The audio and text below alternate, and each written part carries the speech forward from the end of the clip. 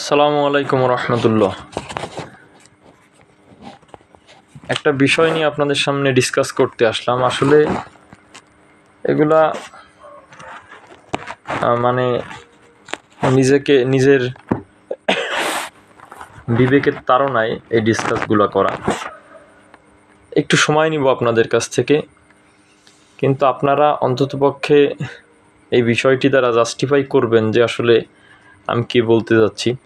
আমি মূল আলোচনায় চলে যাব, একটুও কালক্ষেপণ করব না। দেখেন, আমি একটা কথা বলেছিলাম যে আসলে ইসরায়েলের সঙ্গে ইরানের যুদ্ধটা হবে না। কী জন্য হবে না তার ব্যাখ্যা প্রদান করেছিলাম। অনেকেই সেই ভিডিওটি দেখেছিল এবং অনেকে সমালোচনা করেছিল, হয়তোবা তারা শিয়া মতের মানুষ এবং শিয়া গোষ্ঠী।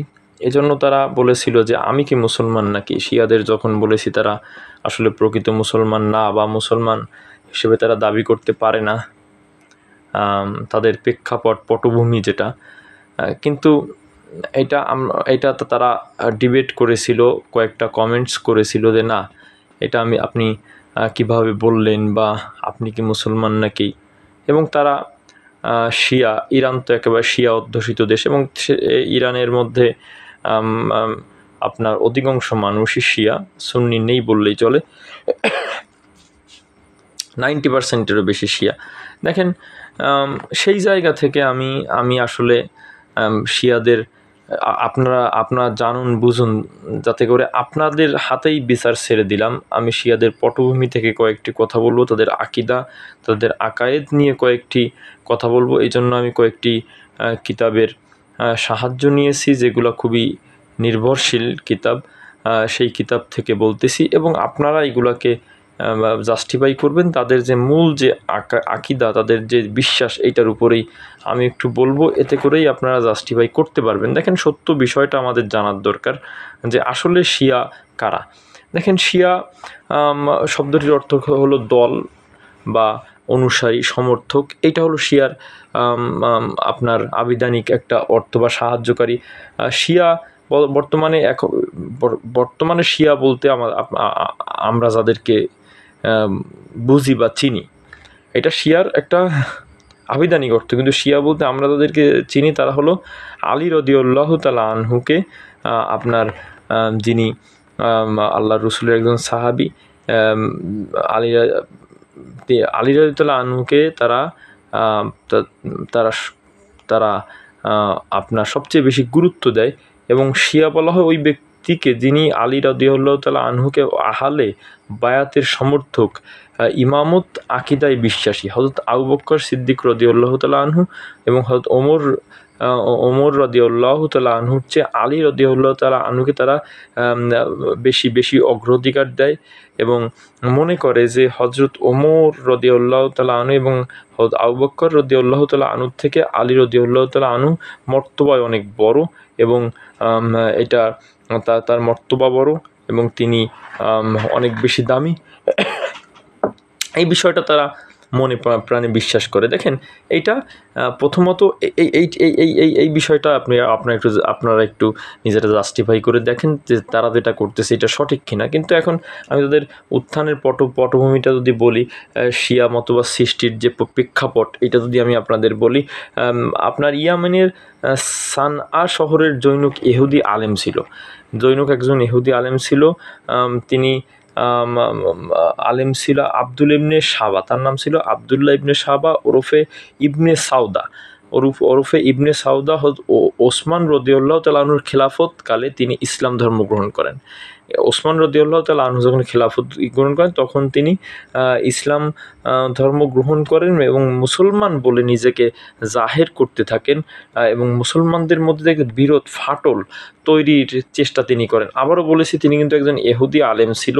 ইহুদি আলেম, বর্তমান যারা ইহুদি আছে, ইহুদি একজন আলেম।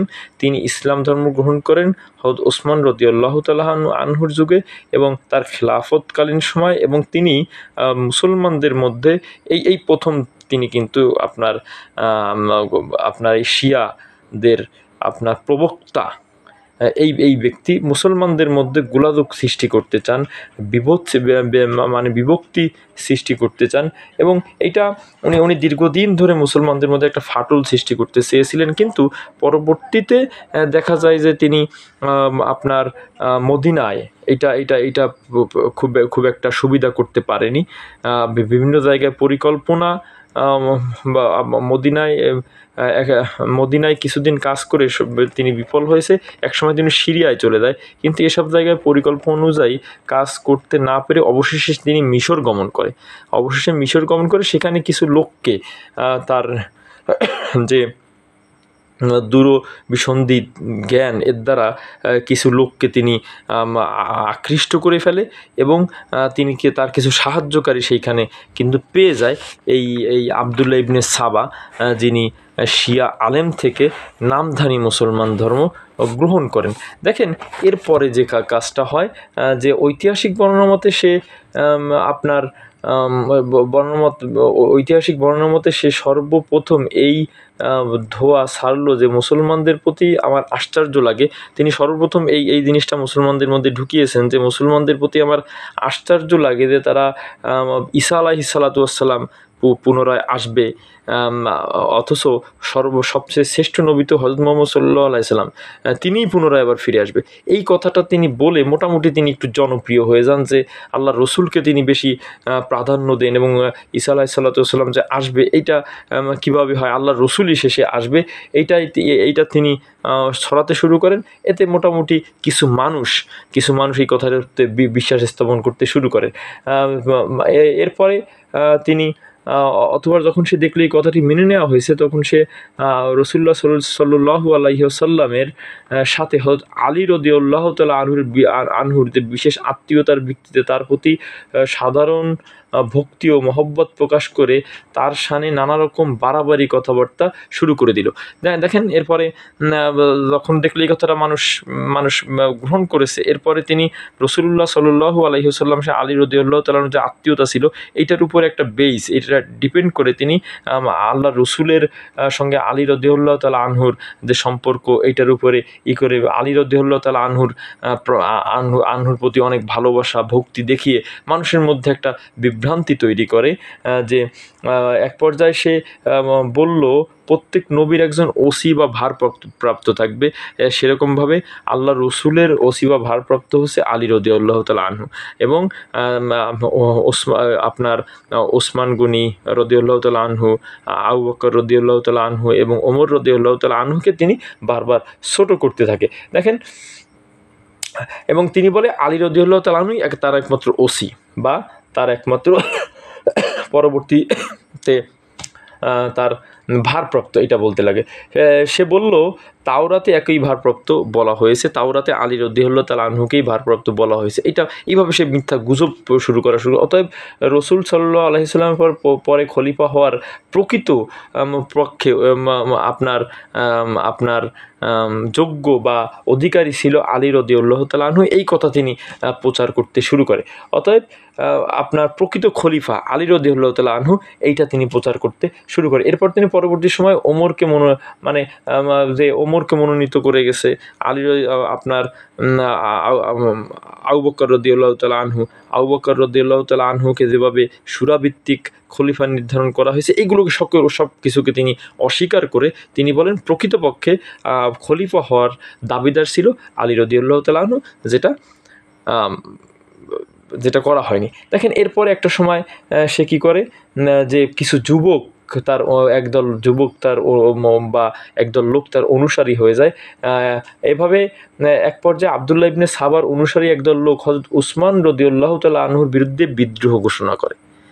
হযরত উসমান রাদিয়াল্লাহু তাআলা আনহুর বিরুদ্ধে বিদ্রোহ ঘোষণা করে উঠলে, এবং হযরত উসমান রাদিয়াল্লাহু তাআলা আনহু এবং তার গভর্নরদের যে বিরুদ্ধে কুৎসা রটনা শুরু করলো, এবং পথভ্রষ্টতা মাথাছাড়া দিয়ে উঠছে তা এবং তিনি বলল যে ওসমান গনি রাদিয়াল্লাহু তাআলা আনহুর অনেক গভর্নরদের মধ্যে পথভ্রষ্টতা মাথাছাড়া দিয়ে উঠতেছে, এটা দূর করার দরকার। শেষ পর্যন্ত তারা ওসমান রাদিয়াল্লাহু তাআলা আনহুকে হত্যা করলো। অ্যাটলিস্ট তারা ওসমান রাদিয়াল্লাহু তাআলা আনহুকে হত্যা করলো। হত্যা করার পরে ওই যে আব্দুল্লাহ ইবনে সাবার অনুসারী যারা হত্যা করলো, তারাই তলোয়ারের মুখে আলী রাদিয়াল্লাহু তাআলা আনহু খিলাফত নিতে বাধ্য করলো। তারাই কিন্তু এই ইহুদিরাই, মানে ইহুদিদের গোষ্ঠী যেটা শিয়া হয়েছিল তারাই। এইভাবে তারা করলো কি, যে একটা একটা একটা ঘোলাটে অবস্থা, যেহেতু ওসমান গনি রাদিয়াল্লাহু তাআলা আনহু একজন খুব আপনার মজলুম সুলভ ব্যক্তি ছিল, তিনি তার শাহাদাতের কারণে, কিন্তু তার শাহাদাতের কারণে এটা আল্লাহর পক্ষ থেকেই একটা ফায়সালা, তিনি মুসলমান শাসক গোষ্ঠী বা নেতৃত্ব স্থানীয় মানুষের মধ্যেই দুইটা দল হয়ে গেল। এই দলের ইন্ধনদাতা, এই দুইটা দল করার পিছনে যে ব্যক্তিটা দায়ী ছিল এবং এই মুসলমানদের মধ্যে মানে নেতৃত্ব পর্যায়ে, স্থানীয় পর্যায়ে ডিভাইডেড করার জন্য যে দায়ী ছিল এই আব্দুল ইবনে সাবা এবং তার অনুসারীরা। এর মাধ্যমেই কিন্তু আলী রাদিয়াল্লাহু তাআলা আনহুর একটা গ্রুপ হয়ে যায়, মুয়াবিয়া রাদিয়াল্লাহু তাআলা আনহুর একটা গ্রুপ হয়ে যায়। এর ফলে সিফফিনের যুদ্ধ শুরু হয়। দেখেন, সিফফিনের যুদ্ধে আপনার পরোক্ষভাবে আপনার এই আব্দুল্লাহ ইবনে সাবার অনেক লোক আলী রাদিয়াল্লাহু তাআলা আনহুর পক্ষে তারা অবতীর্ণ হয়। দেখেন, এই জঙ্গে সিফফিনে আব্দুল্লাহ ইবনে সাবার বিপুল সংখ্যক ভক্ত হযরত আলী রাদিয়াল্লাহু তাআলা আনহুর পক্ষে ছিল।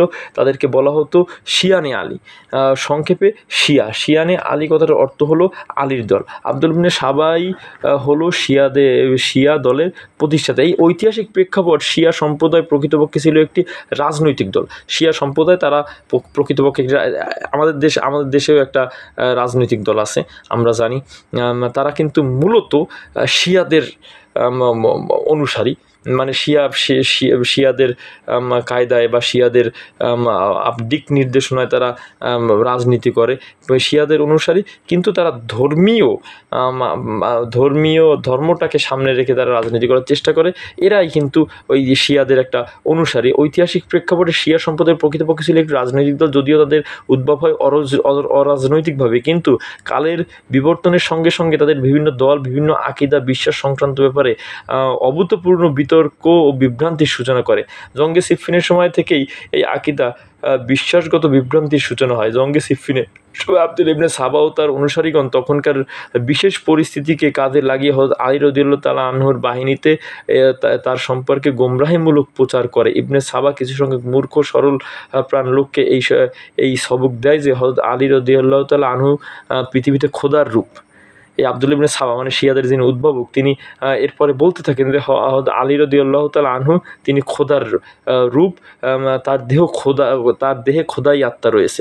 দেখেন, এটা সম্পূর্ণ আল্লাহর সঙ্গে শিরক, এবং এটা পরবর্তীকালে তারা একটা কঠিন একটা আকীদা হিসেবে গ্রহণ করেছে, এবং তিনিই খোদা। একসময় তিনি বলে তিনিই খোদা। সে আরও বলে মূলত আল্লাহ নবুয়ত রিসালতের জন্য আলীকে মনোনীত করেছিলেন, কিন্তু ওহীবাহক ফেরেশতা জিবরাইল ভুলবশত ওহী নিয়ে মুহাম্মদ ইবনে আবদুল্লাহর কাছে পৌঁছে গেলে, নাউজুবিল্লাহ। এভাবেই শিয়াদের মধ্যে আকীদাগত বিভ্রান্তির সূত্রপাত ঘটাতে আরম্ভ করে। পরবর্তীতে যার আরও বিস্তৃতি ঘটে, পরবর্তীতে বিভিন্ন আকীদাগত বিষয়ে তাদের মধ্যে পারস্পরিক বিরোধও দেখা যায়, যার ফলে শিয়াদের মধ্যে সৃষ্টি হয় নানান দল উপদল। দেখেন, এই আকীদা এখান থেকে কিন্তু তাদের প্রেক্ষাপটটা শুরু। এরপরে আসুন অসংক্ষেপে শেষ করে দিব, এইটা আপনাদের চলতে ফিরতে বুঝতে সহযোগিতা করবে। শিয়াদের দল উপদল সমূহ তিনটি। দেখেন, একটা হলো তাফজিলিয়া শিয়া, হযরত আলী রাদিয়াল্লাহু তাআলা আনহুকে শায়খানের উপরে ফজিলত দিয়ে থাকেন, মানে হযরত ওমর, হযরত আবু বকর রাদিয়াল্লাহু তাআলা আনহুর উপরেও হযরত আলী রাদিয়াল্লাহু তাআলা আনহুকে তারা প্রাধান্য দিয়ে থাকে। এই একটা দল। দেখেন, সাবইয়া শিয়া, যেটা এদেরকে তাবরিয়াও বলা হয়, এরা সালমান ফার্সি, আবু যর গিফারি, মেঘদা, আম্মার ইবনে ইয়াসির প্রমুখ অল্প সংখ্যক সাহাবী ব্যতীত অন্য সকল সাহাবী থেকে নিজেদের সম্পর্ক বিচ্ছিন্ন করে, এমনকি তাদেরকে মুনাফিক ও কাফের পর্যন্ত বলে অন্য সাহাবীদেরকে। গুলাত একটা 3 নম্বর হচ্ছে গুলাত, এরা চরমপন্থী শিয়া। এদের কতক হযরত আলী রাদিয়াল্লাহু তাআলা আনহুকে খোদা হওয়ার প্রবক্তা ছিল, আর কতক মনে করত খোদা তার মধ্যে প্রবেশ করেছেন, অথবা তিনিই ছিলেন খোদা। বা খোদার অবতার, এইটা মনে করতো। দেখেন এইটা হলো তাদের তিন মানে এই তিন ধরনের শিয়া আছে। এদের মধ্যে আবার আপনার গুলাত বা চরমপন্থী শিয়াদের 24টি উপদল ছিল। তাদের একটি দল ছিল ইমামিয়া। ইমামিয়া ছিল শিয়াদের একটি বৃহৎ সংখ্যাগরিষ্ঠ দল, এবং ইমামিয়া তাদেরকে বলা হতো ইমামিয়া, চরমপন্থীদের। ইমামিয়া দলের মধ্যে প্রধান প্রসিদ্ধ হলো তিনটি: ইসনা আশিয়া, ইসমাইলিয়া এবং জাইদিয়া। দেখেন এখন শিয়াদের উপরোক্ত তিনটি উপদলের মধ্যে ইসনা আশারিয়া বা ইমামপন্থী শিয়াদের অস্তিত্বই প্রবল। এদেরকে ইমামিয়াও বলা হয়। বর্তমানে ইসনা আশারিয়া ইমামিয়া নাম দুটো প্রায় সমর্থবোধক পরিণত হয়েছে। সাম্প্রতিককালে শিয়া বলতে ইসনা আশারিয়া বা ইমামিয়া শিয়াদের কি বোঝানো হয়, তার মানে ইমামিয়া এবং ইসনা আশারিয়া এই দুইটা এখন এক হয়ে গেছে, এদের আকীদা এক হয়ে গেছে। এরাই মূলত শিয়া নামে পরিচিত। এবং ইরানে এই ইসনা আশারিয়া বা ইমামিয়া, যেহেতু এরাই মূলত আপনার ইরানে শিয়াদের বোঝানো হয়েছে, তাদেরকে শিয়া বলা হয়। শিয়াদের মধ্যে সবচেয়ে এদের দল উপমহাদেশের মুসলিম বিশ্বে সর্বত্র এদের অনুসারী রয়েছে। বর্তমান ইরানে তারাই ক্ষমতাসীন। বর্তমান ইরানেও কিন্তু ইমামিয়া বা ইসনা আশারিয়া তারাই ক্ষমতাসীন। এবং তারা ওই যে গুলাত, যারা আলী রাদিয়াল্লাহু আনহুকে খোদার অবতার মনে করত, যারা আলী রাদিয়াল্লাহু আনহুই খোদা এবং তিনিই কিন্তু আপনার খোদার অবতার বা খোদা হওয়ার প্রবক্তা, এইখান থেকেই কিন্তু ইসনা আশারিয়া বা ইমামিয়া এই দলটা চলে আসছে। এইটাই বর্তমানে ইরানে ক্ষমতাসীন অবস্থায় আছে। দেখেন, এবং এই যে ইসনা আশারিয়া বা ইমামিয়া এদের যে কিছু কিছু আকীদা, এটা বলে শেষ করব। আসলে এটা বলতে গেলে অনেক সময়ের দরকার। দেখেন, 12 ইমামপন্থীদের শিয়াদের মূল আকীদা, এদের মূল আকীদা 12 ইমাম, আপনার ইমামের প্রতি বিশ্বাস আকীদা, ইমামত সংক্রান্ত যে আকীদা, তাদের এই আকীদা। ইসনা আশারিয়া বা 12 ইমামপন্থী শিয়াদের সাথে আহলুস সুন্নাত ওয়াল জামাতের বহুত বিষয়ের মত পার্থক্য রয়েছে। দেখেন, ইমাম সংক্রান্ত আকীদা এর অর্থ হলো আল্লাহ তাআলা তার বান্দাদের হেদায়েত ও পথ প্রদর্শনের এবং নেতৃত্বের জন্য যেমন তার পক্ষ থেকে রসুলগণকে মনোনীত করে এসেছেন, তদ্রূপ রাসূলুল্লাহ সাল্লাল্লাহু আলাইহি ওয়াসাল্লামের ওফাতের পর থেকে বান্দার পথ প্রদর্শন ও নেতৃত্বের জন্য ইমাম মনোনীত করা শুরু করেন। কিয়ামত পর্যন্ত সময়ের জন্য তিনি এরূপ ইমাম মনোনীত করেছেন। ইসনা আশারিয়াদের মতে আল্লাহ তাআলা এরূপ 12 জন ইমাম মনোনীত করেছেন। দ্বাদশতম ইমামের উপর পৃথিবীর লয় ও কিয়ামত হবে। তার মানে তারা বলতেছে যে মানে রসুল যেভাবে আল্লাহ পাকের পক্ষ থেকে নির্ধারিত হয়েছে, ঠিক আল্লাহ পাক 12 জন ইমামও এইভাবে নির্ধারণ করেছেন। রসুল মারা যাওয়ার পরে এটা তার পক্ষ থেকেই হয়েছে, এবং একে একে 12 জনের পরে লাস্ট যিনি আসবেন তার মধ্যে, তার আগমনের মধ্যে দিয়েই পৃথিবী ধ্বংস হয়ে যাবেন। মানে এইটা তাদের মন গড়া একটা কথা, যে রসুলের সঙ্গে এই ইমামদের তারা কম্পেয়ার করেছে, তুলনা করেছে, এবং তারা বলেছে যে রসুলকে যেভাবে আল্লাহ পাক মনোনীত করেছেন, ইমামদেরও এইভাবে মনোনীত করেছেন। দেখেন, 12 জন ইমামের কথা বলেছে। এটা সম্পূর্ণ তাদের পথভ্রষ্টমূলক একটা আকীদা, যার দ্বারা কিন্তু আল্লাহ পাকের উপরই একটা তোহমাত দান করে তারা ইমান থেকে খারেজ হয়ে যাওয়ার মতন অপরাধ তারা করেছে। দেখেন, তাই 12 জন ইমামের কথা বলতে গিয়ে বলেছেন, 1 নম্বর হয়তো আলী মুর্তজা রাদিয়াল্লাহু তাআলা আনহু, এরপরে হযরত আলীর জ্যেষ্ঠ পুত্র হযরত ইবনে আলী, তারপরে তার ছোট ভাই হযরত হুসাইন ইবনে আলী, এরপরে তার পুত্র আলী ইবনে হুসাইন ওরফে জয়নুল আবেদিন, তারপরে তার পুত্র মোহাম্মদ ইবনে আলী ওরফে ইমাম বাকের, তারপরে তার পুত্র জাফর সাদেক ইবনে বাকের, তারপরে তার পুত্র মুসা কাজেম ইবনে জাফর সাদেক, তারপরে তার পুত্র আলী রেজা ইবনে মুসা কাজেম, তারপরে তার পুত্র মোহাম্মদ তকি ইবনে আলী রেজা ওরফে জাওয়াদ, তারপরে তার পুত্র আলী নাকি ইবনে মোহাম্মদ তকি ওরফে হাদি, তারপরে তার পুত্র হাসান আসকারি ইবনে আলী নাকি ওরফে জাকি, সর্বশেষ ইমাম মোহাম্মদ আল মাহাদি আল মুনতাজার ইবনে হাসান আসকারি।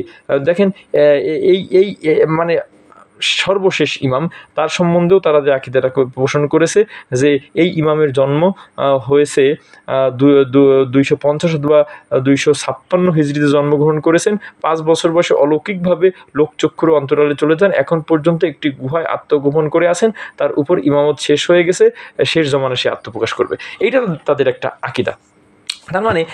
তার মানে এরপরে তারা যেটা ইমামদের সম্বন্ধে শিয়াদের আকীদা, এইটা একটু শুনবেন, তাহলেই বুঝতে পারবেন আসলে তারা মুসলমান কিনা। ইমামদের সম্বন্ধে শিয়াদের আকীদা যে তাদের একটা তাদের আকীদা হচ্ছে এই এদের বিস্ময়করভাবে এই ইমামদের জন্মগ্রহণ হয়েছে। আল্লাহ পাকের পক্ষ থেকে ফেরেশতা শরবত নিয়ে এসেছেন, এরপরে ফেরেশতা বলেছেন তাদের পিতামাতাকে তোমরা সহবাস করো। এই সহবাসের মধ্যে দিয়ে তারা দুনিয়ায় আসছে এবং তারা আকাশের দিকে তাদের মস্তক আকাশের দিকে উঠানো, হাত মাটির দিকে, এইভাবে তারা বিভ্রান্তমূলক বিভিন্ন কথা এই ইমামদের সম্বন্ধে বলেছেন। এবং কয়েক জায়গায় বলেছেন যে দেখেন, কয়েক জায়গায় বলেছেন আপনার বলেছেন শিয়াদের বিশাল নবী যেমন আল্লাহর পক্ষ থেকে মনোনীত হয়, তেমনি আমিরুল মুমিনিন আলী থেকে নিয়ে 12 জন ইমাম তারাও আল্লাহর পক্ষ থেকে মনোনীত হয়েছেন। তাদের মনোনয়ন নিযুক্তি আল্লাহর পক্ষ থেকে হয়েছে, যেমন তিনি নবী রাসূলদের নিযুক্ত করেছেন। এতে কোনো মানুষের মতামত বা ক্ষমতার দখল থাকে না।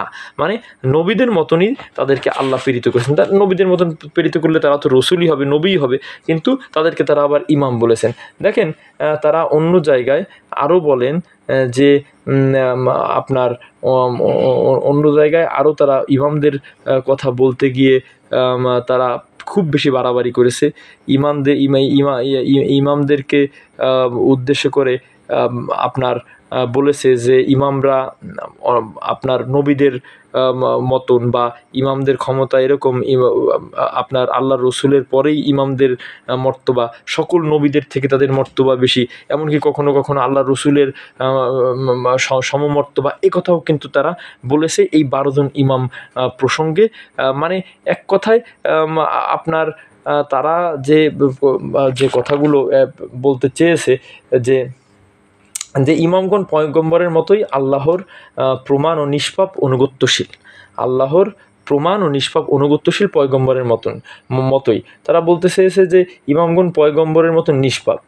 দেখেন উসুলে কাফিতে এক শিরোনামে আছে যে এতে 8ম ইমাম ইবনে মুসা রেজার একটি দীর্ঘ খুতবা রয়েছে, যাতে ইমামদের শ্রেষ্ঠত্ব ও বৈশিষ্ট্য বর্ণনা প্রসঙ্গে বারবার তাদের নিষ্পাপ হওয়ার কথা উল্লেখ করেছেন ইমামদের। এরপরে তারা বলেছে যে ইমামদের মর্তবা রাসূলুল্লাহ সাল্লাল্লাহু আলাইহি ওয়াসাল্লামের সমান এবং অন্য সকল পয়গম্বরের ঊর্ধ্বে। কখনো ইমামদের মর্তবা তারা দিতে গিয়ে, যেমন আয়াতুল্লাহ খোমেনি, তারা তাকে ইমাম মনে করে, বলছে ইমামদের মর্তবা রাসূলুল্লাহ সাল্লাল্লাহু আলাইহি ওয়াসাল্লামের সমান এবং প্রত্যেক নবীর উপরে। দেখেন তারপরে বলেছে ইমামগণ যা ইচ্ছা হালাল হারাম যা খুশি তাই করতে পারে। এই জন্য আমার মনে হয় ইরানের সর্বোচ্চ নেতা এই কাজটাই যা করবে সেটাই তার জন্য হালাল, মানে হারাম হালাল সব কিছু করার ক্ষমতা ইমামগণ রাখে। এবং বলেছেন ইমাম ব্যতীত দুনিয়া কায়েম থাকতে পারে না। ইমাম ব্যতীত ইমামগণের জন্য কুরআন হাদিস ছাড়াও জ্ঞানের অন্যান্য আশ্চর্য সূত্র রয়েছে। তারা বলেছে ইমামগণের জন্য কুরআন হাদিস ছাড়াও জ্ঞানের অন্যান্য আশ্চর্য সূত্র রয়েছে। এরপর বলেছে ইমামগণের অতীত ভবিষ্যতের জ্ঞান অর্জিত ছিল, যেটা সম্পূর্ণ কুফরি। অতীত ভবিষ্যতের জ্ঞান অর্জিত ছিল, অতীতেরও ভবিষ্যতের জ্ঞান অর্জিত আছে, অতীতেরও জ্ঞান অর্জিত ছিল। এই কথার দ্বারা কিন্তু একমাত্র আল্লাহ পাকই অতীত এবং ভবিষ্যতের কথা জানেন, এটার দ্বারা সম্পূর্ণ কুফরি হয়ে যায়। দেখেন বর্তমানে ইরানে যারা আছে ক্ষমতাসীন, তাদের আকীদাই কিন্তু এরকম। এরপরে তারা আরও বলেছে যে ইমামগণের এমন জ্ঞান আছে যা ফেরেশতা ও নবীগণেরও নেই। এর দ্বারাও কিন্তু তারা মুসলমান থাকে কিনা এটাই আপনাদের কাছে যাওয়া। প্রত্যেক জুমার রাত্রিতে ইমামগণের মেরাজ হয়, তারা আরশ পর্যন্ত পৌঁছেন। প্রত্যেক জুমার রাত্রিতে ইমামগণের মেরাজ হয়, তারা আরশ পর্যন্ত পৌঁছে যান। ইমামগণ তাদের মৃত্যুর সময়ও জানেন তাদের মৃত্যু তাদের ইচ্ছাধীন থাকে। ইমামগণ তাদের মৃত্যুর সময় জানেন যে তাদের মৃত্যু হবে এবং তাদের মৃত্যু ইচ্ছাধীন থাকেন। তারা যদি চায় তাদের মৃত্যু হবে, তারা না চাইলে মৃত্যু হবে না। এর দ্বারা কিন্তু এটা প্রমাণ হয় ইমামগণের প্রতি বছরে শবে কদরে আল্লাহর পক্ষ থেকে এক কিতাব নাজিল হয় যা ফেরেশতা ও রূহ নিয়ে আসেন। ইমামগণের কাছে প্রতি শবে কদরে আল্লাহর পক্ষ থেকে কিতাব নাজিল হয় যা ফেরেশতা এবং রূহ নিয়ে আসে। এরপরে ইমামগণের সামনে মানুষের দিনে রাত্রি আমল পেশ করা হয়। দেখেন এটা তাদের আকীদা, ইমামগণের অনুগত্য করা ফরজ। ইমামগণ কিয়ামতের দিন সমসাময়িক লোকদের জন্য সাক্ষ্য দিবেন। এরপরে দেখেন ইমামগণের ইমামত, নবুয়ত, রিসালাত স্বীকার করা, আপনার তাদের প্রতি ঈমান বিশ্বাস স্থাপন করা না তাদের শর্ত। এরপরে তারা বলতেছে ইমামগণের প্রতি বিশ্বাস স্থাপন ও তাদের প্রচারের আদেশ সকল পয়গম্বর সকল ঐশী গ্রন্থের মাধ্যমে এসেছে। দেখেন এরপরেও তারা বলছে ইমামগণ দুনিয়া ও আখিরাতের মালিক, তারা যাকে ইচ্ছা দেন, যাকে ইচ্ছা ক্ষমা করেন। তার মানে দুনিয়া আখিরাতের মালিক। এরপরে আমি তাদেরকে কিভাবে মুসলমান বলবো, দেখেন এইটাই আপনাদের কাছে প্রশ্ন। 21 ইমামগণ মানুষকে জান্নাত ও দোজখে প্রেরণকারী, যে ইমামকে না মানে সে কাফের, এই কথা বলতেছে। এরপরে বলতেছে জান্নাতে যাওয়া না যাওয়া ইমামদের মান্য করা না করার উপর নির্ভরশীল। এরপরে তারা বলতেছে সাহাবা বিদ্বেষ, মানে এই আমি আর বললাম না, এটা আমি বলতে গেলে আপনার অনেক সময়ের দরকার, আর বললাম না। আমি আপনাদেরকে স্পষ্ট বললাম, আপনারা অনেক কিতাব পাবেন, তার মধ্যে নির্ভরযোগ্য কিতাব, এই কথাগুলো আমার কথাগুলো স্পষ্ট পেয়ে যাবেন আপনারা দলিল সহ। আপনারা বলতে পারেন এখন ভাই দলিল দেন, আপনাকে কি দলিল আছে, আপনি এগুলো বানায় বললেন কিনা? না, আমি এইগুলো বানিয়ে বলিনি। এই দেখেন, এই কিতাবটা আমি আপনাদের সামনে দেখাচ্ছি। এইটা দেখেন, আপনারা সুন্দরভাবে দেখেন যে ইসলামী আকিদা ও ভ্রান্ত মতবাদ। এই কিতাবের মধ্যে আপনারা শিয়াদের 225 নম্বর পৃষ্ঠা থেকে আপনারা শিয়াদের পূর্ণ আকিদা পেয়ে যাবেন। এরপরে আপনি নিজেই বিশ্লেষণ করবেন যে তারা মুসলমান নাকি কাফের। আমি কেন বললাম? অতএব একজন দুইজনের কমেন্টসের ফলেও কিন্তু আমি আপনাদের বিষয়টা ক্লিয়ার করে দিলাম। মাওলানা মোহাম্মদ হেমায়েতুদ্দিন সাহেব এই কিতাবটা তিনি লিখছেন এবং কয়েক বছর সাধনা করে তাদের এই আকিদা সংগঠিত করছেন। অতএব আমাদের মধ্যে কোনো ধরনের সন্দেহ নেই, অবকাশ নেই যে শিয়া যারা আছে তারা কাফের, এবং শিয়াদের যারা কাফের বলবে না তারাও কাফের। সকলে ভালো থাকবেন, সুস্থ থাকবেন। সালামু আলাইকুম রহমতুল্লাহ।